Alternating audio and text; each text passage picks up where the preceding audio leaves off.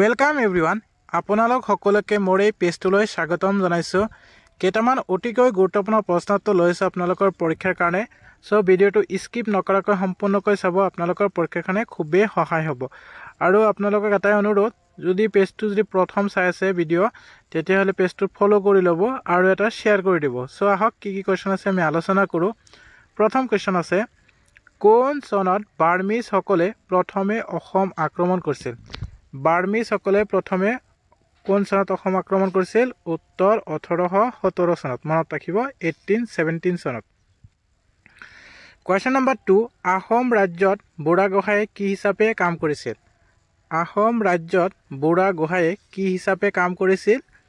উত্তৰ প্ৰধানমন্ত্ৰী বা মহামন্ত্ৰী বা ৰাজমন্ত্ৰী। মনত ৰাখিব, আহোম ৰাজ্যত বুঢ়াগোহাঁয়ে প্ৰধানমন্ত্ৰী, মহামন্ত্ৰী বা ৰাজমন্ত্ৰী হিচাপে কাম কৰিছিল। কোৱেশ্চন নম্বৰ 3, কোন চনত পূৰ্ণানন্দ বুঢ়াগোহাঁইৰ নিৰ্দেশত যোৰহাট চহৰৰ মাজেৰে বৈ যোৱা নদীখন খনন কৰা হৈছিল? কোন চনত পূৰ্ণানন্দ বুঢ়াগোহাঁইৰ নিৰ্দেশত যোৰহাট চহৰৰ মাজেৰে বৈ যোৱা নদীখন খনন কৰা হৈছিল? উত্তৰ 1801 চনত। মনত ৰাখিব 1801। 1801 চনত। মনত ৰাখিব। কোৱেশ্চন নম্বৰ 4, আহোম সংঘাতৰ সমাধানৰ কৃতিত্ব পোৱা ব্যক্তিজন কোন আছিল?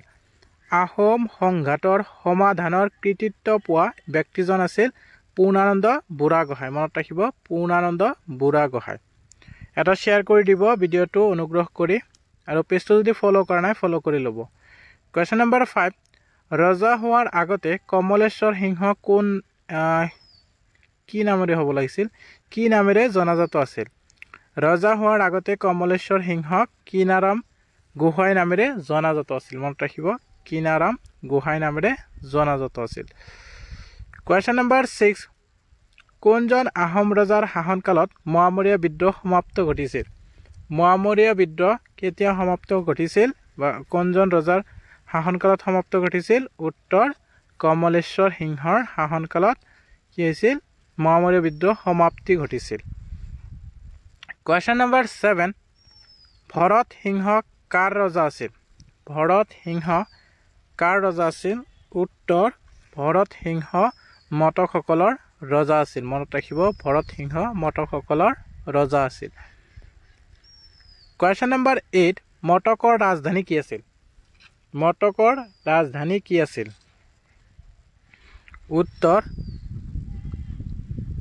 উত্তৰ বেংমৰা, বৰ্তমান তিনিচুকীয়া জিলা। মনত ৰাখিব, মটকৰ ৰাজধানী আছিল বেংমৰা।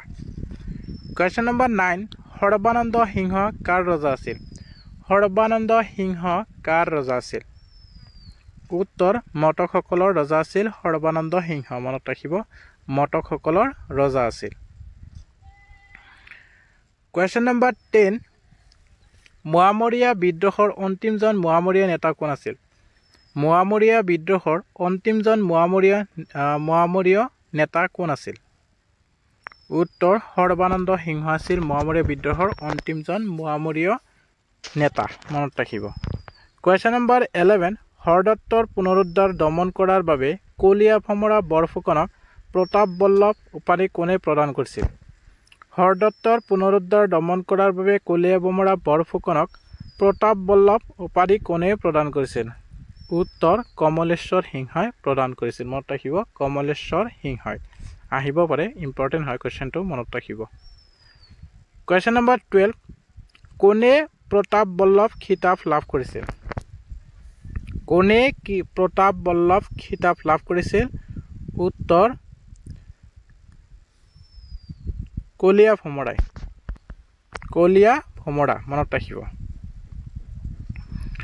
কুৱেশ্যন নম্বৰ 13, 1975 চনত দন্দুৱা দ্ৰোহৰ সময়ত আহোম ৰাজ্যৰ বৰফুকন কোন আছিল? 1975 চনত দন্দুৱা দ্ৰোহৰ সময়ত আহোম ৰাজ্যৰ বৰফুকন কোন আছিল? কলীয়া ভমৰা বৰফুকন আছিল। মনত ৰাখিব, কলীয়া ভমৰা বৰফুকন আছিল। কুৱেশ্যন নম্বৰ 14, দন্দুৱা দ্ৰোহৰ বিশিষ্ট নেতা কোন আছিল? দন্দুৱা দ্ৰোহৰ বিশিষ্ট নেতা কোন আছিল? উত্তৰ হৰদত্ত আৰু বীৰদত্ত আছিল। মনত ৰাখিব, হৰদত্ত আৰু বীৰদত্ত আছিল। কুৱেশ্যন নম্বৰ 15, অসমৰ ইতিহাসত কোনটো বিদ্ৰোহক দণ্ডুৱা দ্ৰোহ বুলি কোৱা হয় অসমৰ ইতিহাসত কোনটো বিদ্ৰোহক দণ্ডুৱা দ্ৰোহ বুলি কোৱা হয় উত্তৰ হৰদত্ত আৰু বীৰদত্তৰ বিদ্ৰোহ মনত ৰাখিব হৰদত্ত আৰু বীৰদত্তৰ বিদ্ৰোহ Question number 16 কেপ্টেইন থমাস ৱেলছৰ দ্বাৰা লিপিবদ্ধ কৰা অনুসৰি অসমৰ পাত্ৰমন্ত্ৰী কেইজন আছিল কেপ্টেইন থমাস ৱেলছৰ দ্বাৰা লিপিবদ্ধ কৰা অনুসৰি অসমৰ পাত্ৰমন্ত্ৰী কেইজন আছিল উত্তৰ 5 জন আছিল মনত ৰাখিব 5 জন আছিল Question number 17 কোন চনত কেপ্টেইন থমাস ৱেলছে অসমলৈ আহিছিল কোন চনত কেপ্টেইন থমাস ৱেলছে অসমলৈ আহিছিল উত্তৰ 1792 খ্ৰীষ্টাব্দত কেপ্টেইন থমাস ৱেলছে অসমলৈ আহিছিল মনত ৰাখিব 1792 খ্ৰীষ্টাব্দত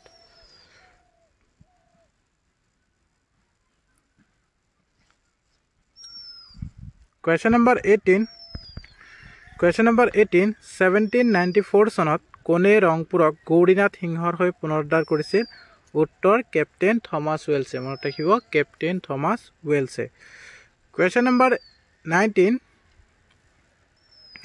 কি পৰিস্থিতিত আহোম ৰজা গৌৰীনাথ সিংহই ৰাজধানী এৰি গুৱাহাটীলৈ পলাই যায় আহিব পাৰে কোৱেশ্চনটো বহুত ইম্পৰ্টেন্ট হয় মনত ৰাখিব কি পৰিস্থিতিত আহোম ৰজা গৌৰীনাথ সিংহই ৰাজধানী এৰি গুৱাহাটীলৈ পলাই যায় উত্তৰ মোৱামৰীয়াসকলৰ আক্ৰমণৰ বাবে গৌৰীনাথ সিংহই ৰাজধানী এৰি গুৱাহাটীলৈ পলাই যায় Question number 20 মোৱামৰীয়াসকলৰ আক্ৰমণৰ বাবে কোনজন আহোম ৰজাই 1794 চনত ৰাজধানী শিৱসাগৰ অৰ্থাৎ ৰংপুৰ পৰা যোৰহাটলৈ স্থানান্তৰ কৰিছিল মোৱামৰীয়াসকলৰ আক্ৰমণৰ বাবে কোনজন আহোম ৰজাই 1794 চনত ৰাজধানী শিৱসাগৰৰ পৰা যোৰহাটলৈ স্থানান্তৰ কৰিছিল উত্তৰ গৌৰীনাথ সিংহৰ